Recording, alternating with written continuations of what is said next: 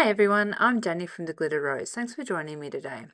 Today for Two Ways Tuesdays, I thought we'd have a look at the stamp set from Altenew called Golden Days, and we'll do it two different ways. So we'll have a layered floral look and then just the outline for the background. So if this interests you, please stick around and be sure to hit the like and subscribe button. Okay, I think I have a fantastic technique to share with you guys. I wasn't sure exactly how I was going to do this, but I figured it out. So I've already stamped my outline in Versafine Black, and I've got about 8 flowers. So that's the stamp there. I've already stamped them ready to go. So for this one, this is the second stamp and I'm just layering it on. This one is quite easy because it's already got an outline. So in order for this technique to work, you need to make sure that you're putting your piece of paper in the exact same spot every time. So what I've done is I've butted it right up to the corner and I've just made sure that there's no space between there.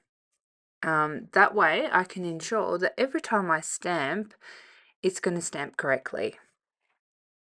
My Nana's favourite rose colour was yellow, so I thought I'd go yellow for these ones. I'm starting off with Sunray from Altenew and just making sure that the ink transfers. So as you can see, it's layered on really nicely. So I'm just going to go ahead and place my cardstock in the exact same space for all my stampings, just to make sure that it's all stamped well and perfect. I'll go ahead and do this about 8 times. I'll do it off camera. Okay, so now it's time for layer 2. And I'm just making sure that I layer it properly. So if you do it right the first time, you don't waste any images, and you can make sure that it's just good to go for each flower. I thought that this technique would take a long time. I was imagining I'd need to do each flower individually. But doing it this way, it's not too bad. I was quite surprised. I enjoyed doing it. Okay, so we're just going to go in with chamomile here and do it the same method. Make sure everything's lined up properly and stamp it down. I just double checked that it was right there. Now I'm just going to stamp it down.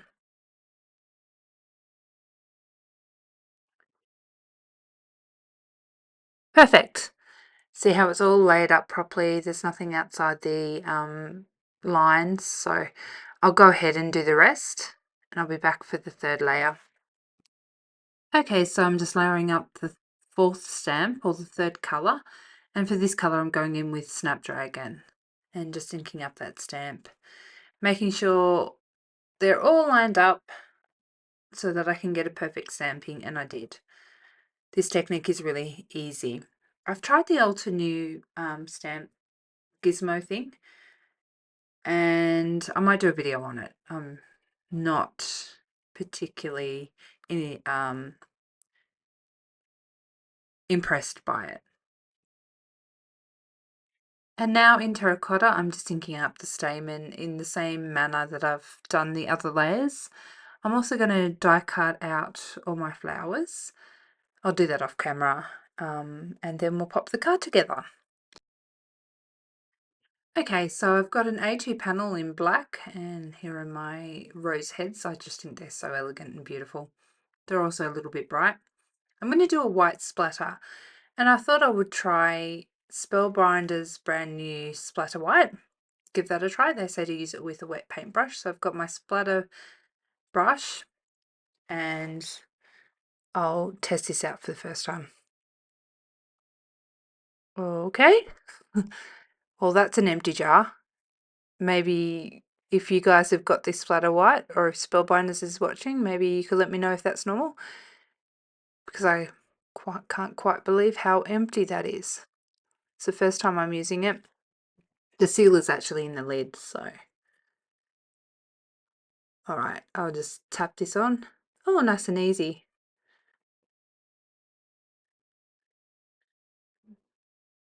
That looks good. And then I'm just going to dry it with my heat gun. I'm definitely stepping out of my comfort zone here. I usually don't make such busy cards. Well, I don't think I do anyway. So I'm not 100% sure where to put things and how it should go, if all the rose heads should point in the same direction or if they should be a bit mismatched. And I think to my eye, mismatched looks good. And so this is me just auditioning, making sure that I know where I want to put things. And that looks pretty good to me. I'm going to glue it down off camera and I'll be back. Okay, so I've got it glued down and it looks good. I think it needed a bit more splatter, so I'm just digging in and using some more of the splatter, and that looks pretty good. So the reason I've doing this 2 Ways Tuesdays is because I think sometimes it's really obvious what you can do with your supplies, but there are ways to make your stash go further. And as crafters, we spend so much money on things that we always have to have the latest and the greatest, and we forget about our oldies. This is an older set, but it's also more versatile than you would think. Like, I was just looking at the set and thinking, gee, I could use that outline as a background. So for the next card, that's what I'm gonna do. So I've gone through my stash and I found a sentiment that I foiled not too long ago, and it's from the Glimmer Must Have Sentiments by Simon Hurley from Spellbinders. And this set is fantastic. You can, because it's all bunched together, you die cut, you foil a heap, and then you have them sitting there in your stash. And I think this is perfect. I didn't need to hot foil anything or stamp out a sentiment, and it looks so pretty. I've popped it up on pop-up foam as well, just to give it that little bit of extra dimension. And now I'm going to use some Pink Fresh gold sparkles just to finish it. And instead of tipping out one, of course, I tipped out the whole packet.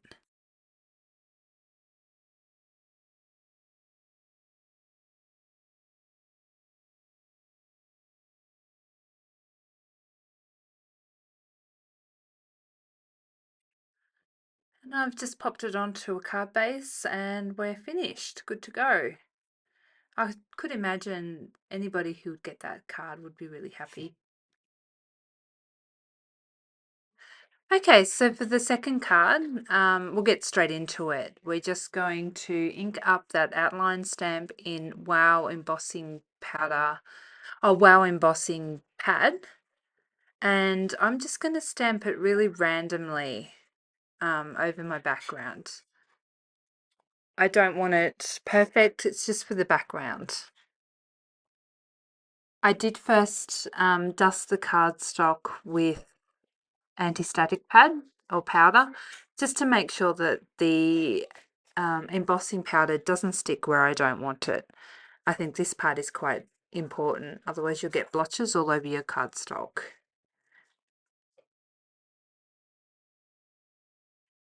Okay, so after randomly stamping, I am pouring on my beautiful embossing powder.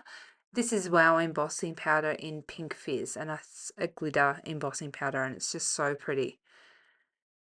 I know I like to save money where I can, but one thing that it is not worth saving a few bucks on is your embossing powder. Sometimes they take so long to melt that you can burn your cardstock. Wow powder is unlike anything I've used before. It melts so quickly, evenly. It's just beautiful. To me, there's nothing more magical than watching embossing powders melt. I just love it. It's so satisfying. So I just chase my heated up heat tool. This is a Wow one. Just chase that embossing powder around and you can see it melt before your eyes. If you have a look up in the top corner, top left corner, you can kind of see it melting.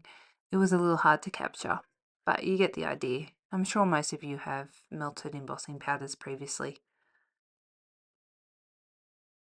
I'm not sure if my camera is picking up that fine glitter, but it really sparkles in real life. Okay, so for the next part, I'm embossing again. So I'm dusting, and then I'm going to stamp with my Wow embossing pad again. I'll stamp this twice because it's quite a large stamp. The stamp is Big Love, and it was a December 23 club kit. I had a look on their website and it's still currently available to order. So if you like it, I'd suggest grabbing it because a lot of their club dies don't really last long, or club stamps. So I'm using some Wow Superfine Gold. It's rich gold. I didn't have any Wow plain gold, so I used my fine. I probably didn't need the fine for this, but it doesn't matter. So the wonderful Marion Emberson suggests on her channel to use paper, not to catch your embossing powder into a tray because that incorporates more electric static into your jar when you put it back in. So that's what I'm doing from now on. I'm going to use paper. Be sure to check out her channel. She's fantastic.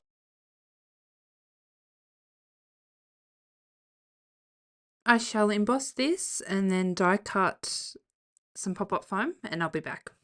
In the Big Love set from Altenew, there's a few sentiments, so I've decided to stamp out My Heart Is Yours using Altenew Enchanted Gold, and I'm just heat setting it now. I really want this card to be landscape, not portrait, so I'm going to take a chance and I'm going to chop apart the love so it can go landscape rather than portrait. See how it goes. It also didn't stamp properly at the V, so I'm hoping I might be able to hide that a bit. I think there might be an issue with my stamp because I tried stamping over it and it still wouldn't pick up properly. I like this. I like it going that way. It's a bit of a different card for me, but I think I like it. So I'm going to glue everything down. I'll do that off camera and I'll be back when it's time to embellish. Okay, so I'm going to try and colour in that tip of the V. It's not perfect, but I'll pop a heart over it just to hide it or blend those colours together. And I'm just going to pop some hearts down. I think these might be from Altenew, just to embellish. And then we're all done. Thanks so much for coming on this card making journey with me. I hope that you enjoyed it. I ended up making 2 very different cards, and 2 very different cards to what I normally make. But I hope that this episode of Two Ways Tuesdays has gone to show how you can effectively use the same items but very differently for a very different outcome. Please hit the like button and subscribe. It really helps my new channel. And I'm so close to 100, so please subscribe if you haven't yet. Thanks so much, guys. Bye.